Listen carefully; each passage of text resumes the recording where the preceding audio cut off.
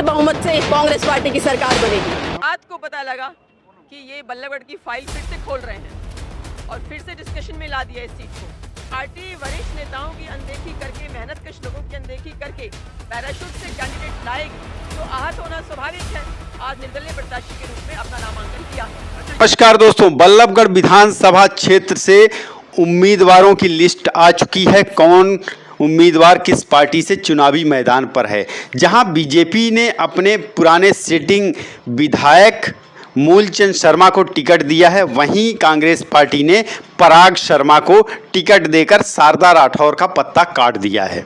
शारदा राठौर का पत्ता काटने से अब कांग्रेस पार्टी के अंदर कलह और विग्रह की संभावनाएं नजर आ रही हैं। जहां एक तरफ उम्मीद लगाए बैठी थी शारदा राठौर की इस बार के विधानसभा चुनाव में उनको बल्लभगढ़ से टिकट दिया जाएगा और लोगों का भी यही मानना था कि बल्लभगढ़ विधानसभा सीट से अगर शारदा राठौर को टिकट मिलता है तो कांग्रेस पार्टी की जीत सुनिश्चित हो सकती है, क्योंकि यहां पर मूलचंद शर्मा पिछले 2 पंचवर्षीय से विधायक हैं, मंत्री भी हैं और मूलचंद शर्मा की पकड़ अब धीरे धीरे इस विधानसभा सीट से ढीली होती जा रही। उनके ऊपर कई तरह के आरोप लगाए जा रहे हैं और अब जैसा कि आप सभी को पता है, बीजेपी के खिलाफ एंटी इनकम्बेंसी तो चली रही है। बीजेपी के खिलाफ लोगों का गुस्सा है और लोग चाहते थे विकल्प के तौर पर एक ऐसा प्रत्याशी चुनावी मैदान पर आए जिसको कि वो इस बार के चुनाव में विजयी बना सकें। तो अब कांग्रेस पार्टी ने पराग शर्मा को टिकट दिया है।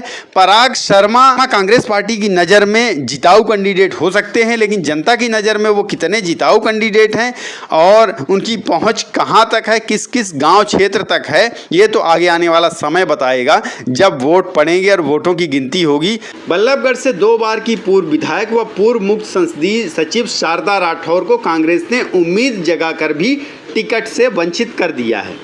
शारदा राठौर ने 2014 और 2019 का चुनाव नहीं लड़ा था। 2009 में उन्होंने अंतिम बार चुनाव लड़ा था और तब कांग्रेस की टिकट पर जीत हासिल कर दोबारा विधानसभा में प्रवेश पाया था। 2018 के बाद शारदा कांग्रेस छोड़कर भाजपा में शामिल हो गई थी।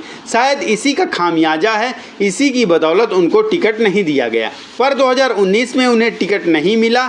कुछ समय तक भाजपा में रहने के बाद जब भाजपा से भी उनको टिकट नहीं मिला तो साल बाद फिर से वो कांग्रेस में शामिल हो गई।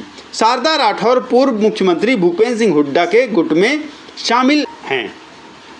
विधानसभा चुनाव का बिगुल बजने के कुछ दिन पहले उन्होंने बल्लभगढ़ में सांसद दीपेंद्र सिंह हुड्डा की सफल पदयात्रा कराई थी और उससे पहले प्रदेश कांग्रेस प्रभारी दीपक बावरिया की सफल जनसभा भी करवाई थी।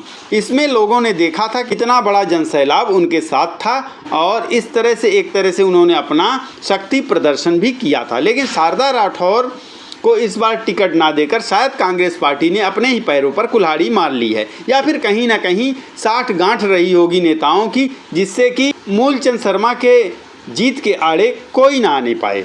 इस जनसभा में दीपक बावरिया ने सार्वजनिक मंच से घोषणा की थी कि टिकट शारदा राठौर को ही मिलेगा। प्रभारी की घोषणा के बाद से उनका टिकट तय माना जा रहा था। तमाम पोस्टर, बैनर, ऑटो रिक्शा, हर जगह होर्डिंग और यहाँ तक कि फ्लाईओवरों में भी उनके होर्डिंग लग चुके थे। अब बृहस्पतिवार को जब शारदा राठौर निर्दलीय प्रत्याशी के रूप में नामांकन दाखिल करेंगी तब पता पड़ेगा कांग्रेस को कि उन्होंने कितनी बड़ी गलती की है, भूल की है। इस तरीके से अब यहाँ चुनावी समीकरण बदल चुका है। बल्लभगढ़ विधानसभा सीट अब जहाँ कि एक समय अभी तक जब तक कांग्रेस पार्टी ने टिकट घोषणा नहीं की थी, शारदा राठौर के टिकट मिलने की उम्मीद थी, यहाँ पर कांग्रेस की विजय सुनिश्चित मानी जा रही थी। लेकिन अब यहाँ पर कांटे की टक्कर हो सकती है और ज़्यादातर जो है वो मूलचंद शर्मा के फेवर में ये चुनाव जाने वाला है।